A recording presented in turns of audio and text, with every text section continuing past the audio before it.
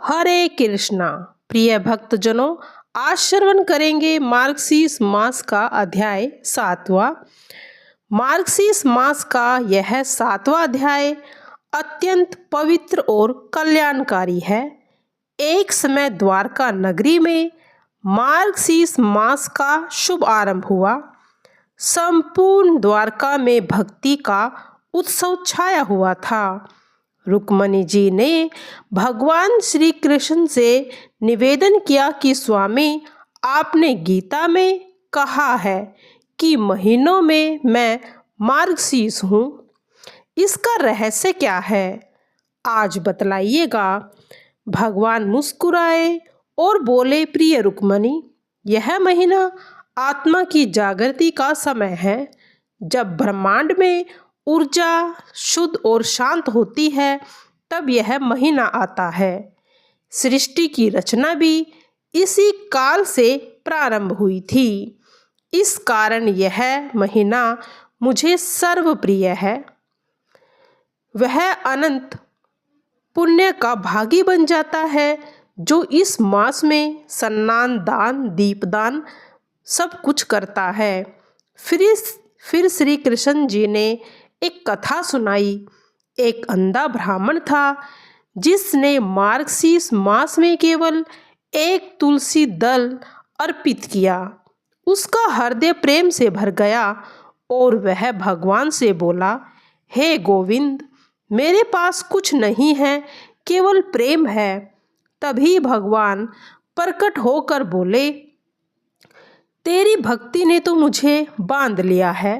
उसी क्षण ब्राह्मण की आंखों का अंधकार मिट गया। वह आनंद में झूम उठा। श्री कृष्ण जी बोले, जो इस मास में भक्ति करता है उसका अंधकार मिट जाता है। भगवान ने आगे राधा रानी के मार्गशीर्ष व्रत की कथा भी सुनाई।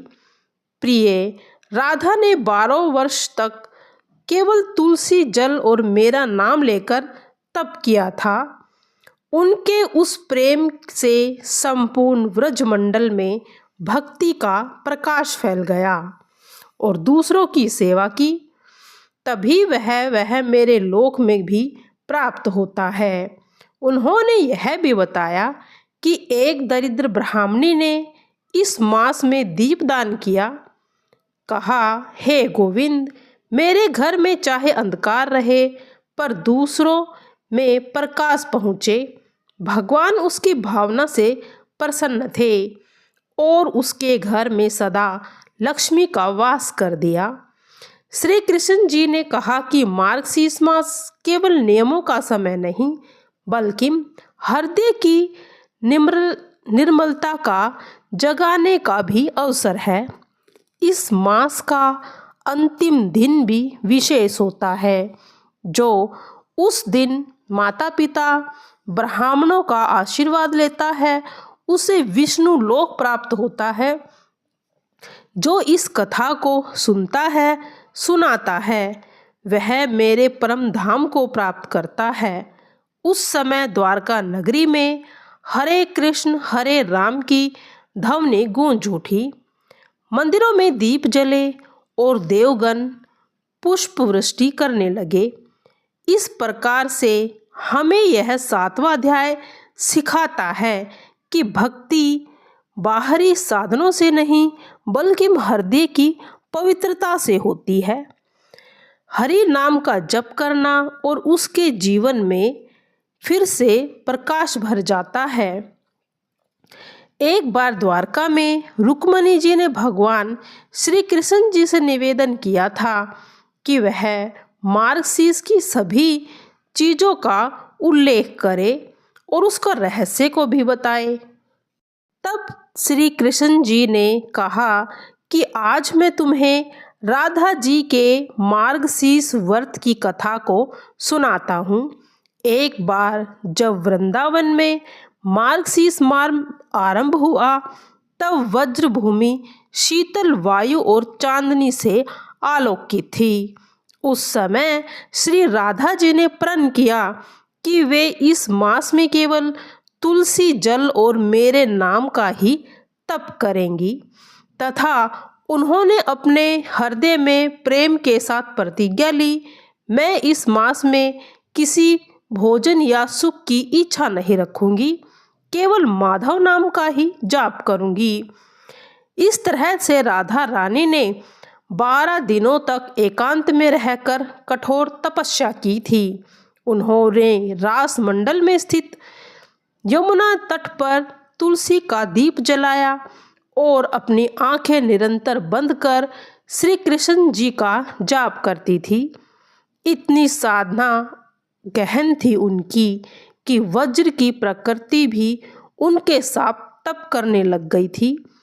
वृक्षों की पत्तियां शांत हो गई, यमुना का जल मंद पड़ गया था और पक्षियों ने गीत गाना बंद कर दिया।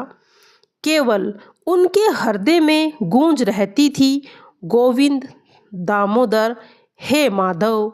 उनके तप से संपूर्ण व्रजमंडल में दिव्य प्रकाश फैल गया।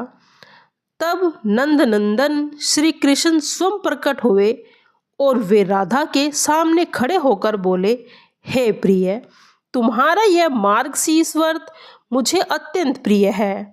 मुझे तुम्हारे प्रेम ने सृष्टि के हर कण को पवित्र कर दिया।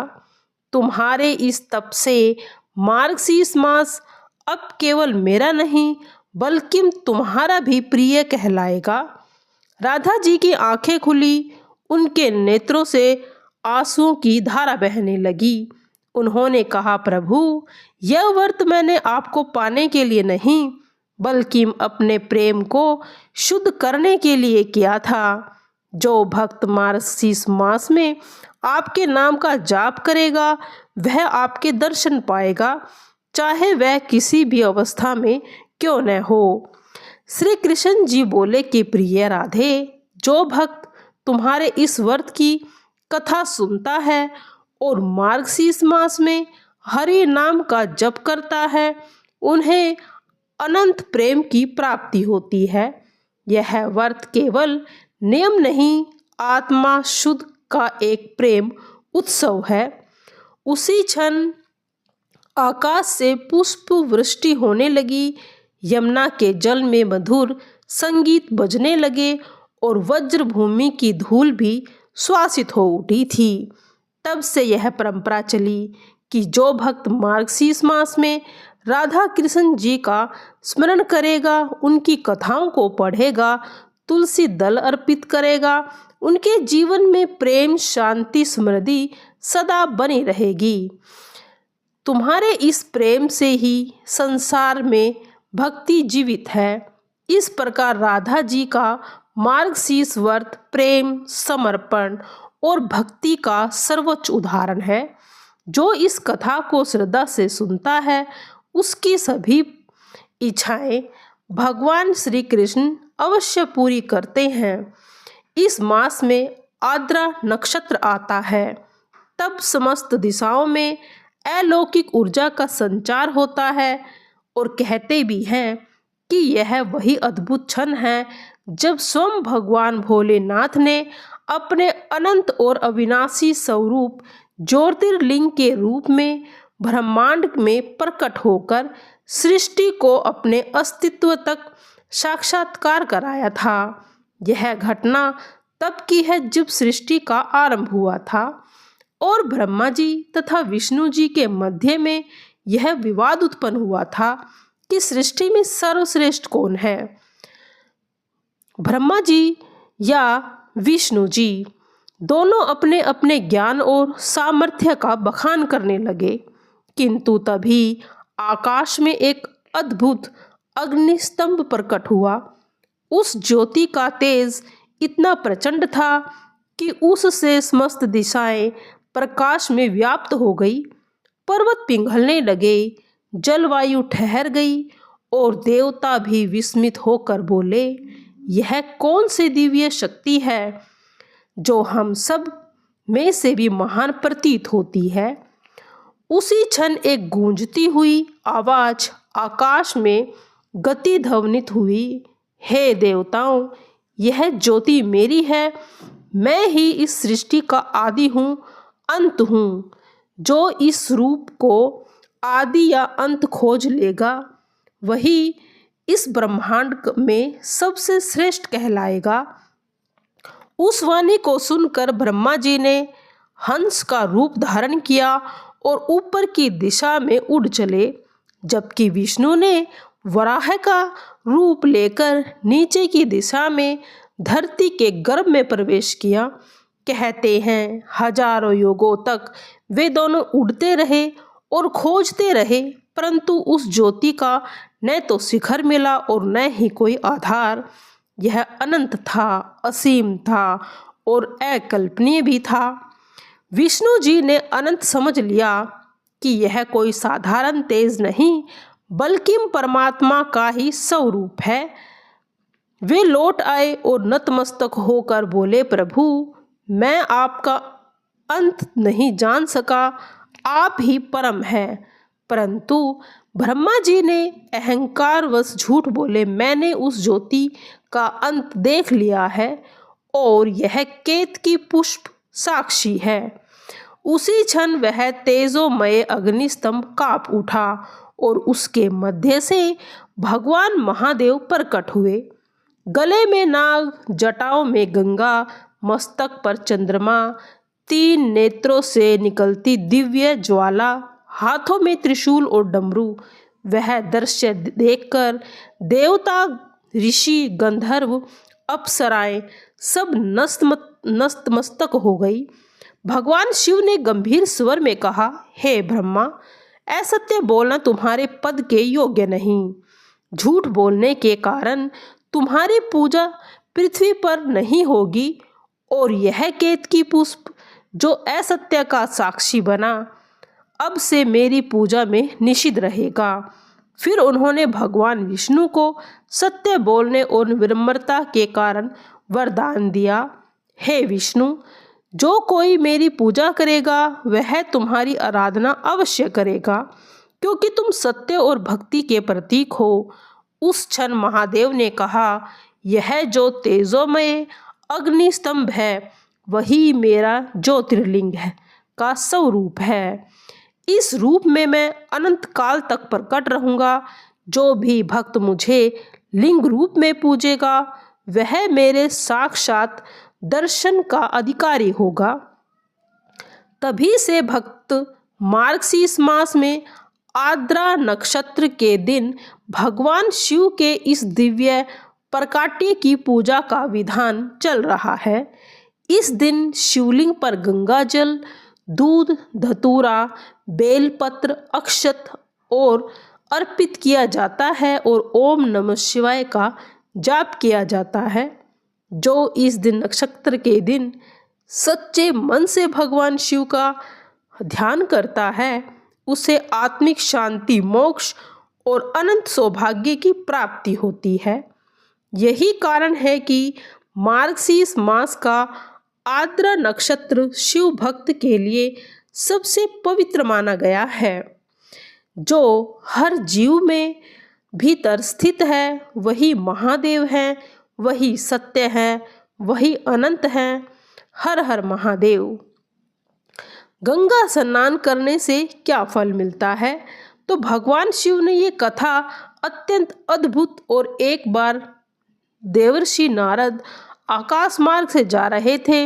उनकी दृष्टि पृथ्वी के कोने को निहार रही थी।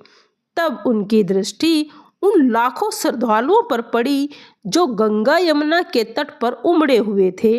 गंगा यमुना के तट पर तप और भक्ति की पूजा से वातावरण पावन हो रहा था, परंतु देवर्षि नारद की दृष्टि केवल बाहरी सौंदर्य तक सीमित नहीं थी।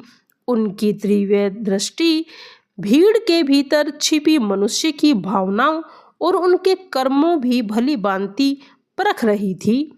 उन्होंने देखा कि कई लोग थे जिनके चेहरे पर आस्था और मोक्ष की आशा तो थी, परंतु मन में छाई भी स्पष्ट दिखाई दे रहा था।